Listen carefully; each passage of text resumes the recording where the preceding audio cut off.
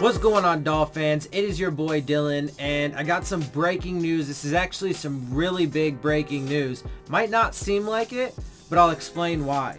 So, more roster moves. The Dolphins claimed defensive tackle Zach Seiler, a 2018 7th round pick. This is a tweet by Cameron Wolf, by the way, off waivers from Baltimore. So a Baltimore 7th round pick, okay, defensive tackle we just picked up off waivers from Baltimore. They waived rookie 6th round pick offensive tackle Isaiah Prince. First player in their rookie class they've dropped off to 53. Now, there is potential that he could end up back on the practice squad for sure. But they just cut one of their draft picks from this year already. Okay? And that's then on top of all of the massive turnover that's gone on from the beginning till now, straight up through the season, right? And all of the laundry list of players that they've already struck out on, right? So that's a pretty big deal. And that also speaks to, well, look, I mean, they're, again, because their first draft class has been pretty underwhelming. I mean, Christian Wilkins has been okay. Andrew Van Ginkel has, spent the most of the season on injured reserve and had a couple nice special teams plays, but that was it. Miles Gaskin was inactive for most of the year, and in the last game we played, he did some all right things, but other than that, has been kind of quiet. Isaiah Prince just got cut, and let's see, Michael Dieter, he, has been very underwhelming, right? He's given up, last I checked, 6 sacks himself, right? His last time I checked, his Pro Football Focus rating was 43, which is terrible, right? So, and then our 2nd round pick, Josh Rosen. I mean, their draft is actually, I'm actually being kind of nice. Their draft is looking terrible in its first year.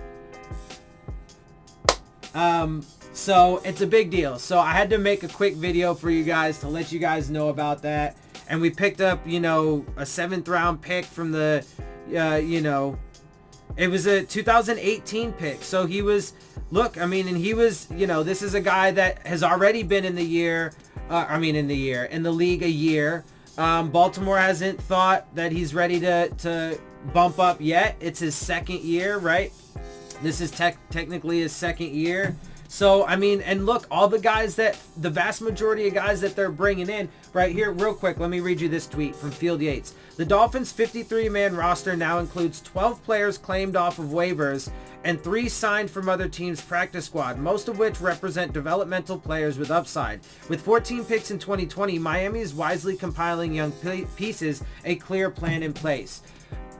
But how can you say that? How can you legitimately say that when they're just constantly getting rid of the guys that they bring in, right? And almost none of them are really above average players, right? And then you look at the track record of Chris Greer and Stephen Ross and how they've drafted. Some of their best drafts were in the Adam Gase regime, whether people care to admit it or not. And now they've jettisoned a lot of those players and completely tore that regime down, right? This is crazy. This is absolutely craziness. And again, to be fair, he could end up back on the practice squad, but they are proving time and time again that they are not good at this evaluation thing. And, it's proving on how they're just cutting guys left and right, the guys that they're bringing in, right? And to say that they have 12 players off of waiver wires and 3 signed guys, not to mention all the undrafted rookies and stuff that we have, plus our rookie class. Are you kidding me? That's what you're so in other words, that would be, look, I'll put it to you like this. As you guys know, I do not advocate for taking a quarterback in rounds 1 or 2, right? I think that's way too high. I think that because, I'm a team first, kind of guy. I believe there's 11 players on the field at a time. It's not all about the quarterback. You just need a good above average quarterback to get you to championships. If you have a team built around him, you start in the trenches first. And I would take a quarterback every single year but in rounds 3 or later, depending, right? But what essentially that argument is saying that is essentially saying that I'm okay with stacking my team with mid to late round guys and undrafted free agents and practice squad players and guys who, you know, busted out of the league and, you know, failed out of another league, right? The 8 AAF players. I want to stack my team with them and just hope that I can cull enough gems from that. Right, that I can somehow, it's like back in the days of the gold rush, right? When you go out there and you go out into the river and you're looking for your gold and you're like, man, there's supposed to be a ton of gold out here, but you're not getting anything.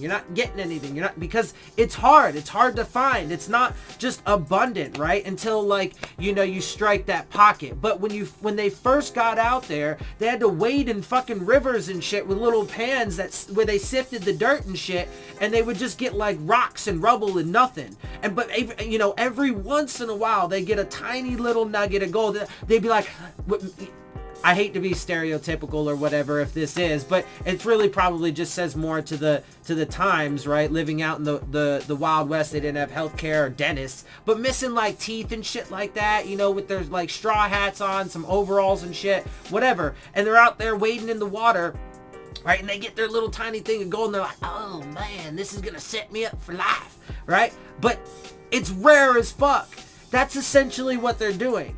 They're essentially saying, I'm just gonna load my team with a bunch of, like, you know, and I mean, obviously it's not like they're completely, you know, it's not like they're just giving away their first, second, and third round picks. As of right now, they still have a bunch.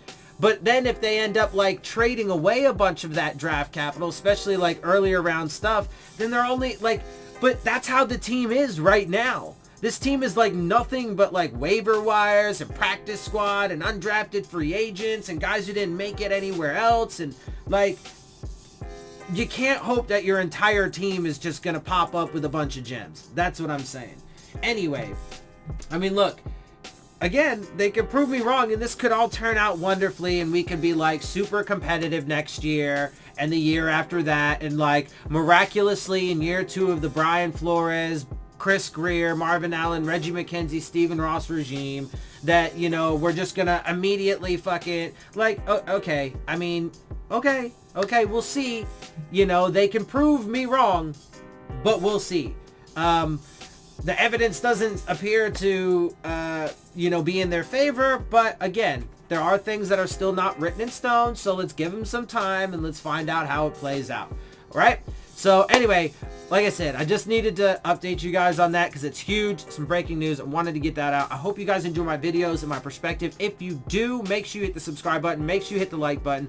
Make sure you hit the bell if you want to get the alerts. Leave your questions, comments, and concerns down in the comment section. Oh, of course, make sure you share my channel and my videos with your friends and family. And then, of course, make sure you follow me on Twitter at Dillon Tartaro. And with that, I am out. I'll see y'all soon. Fins up.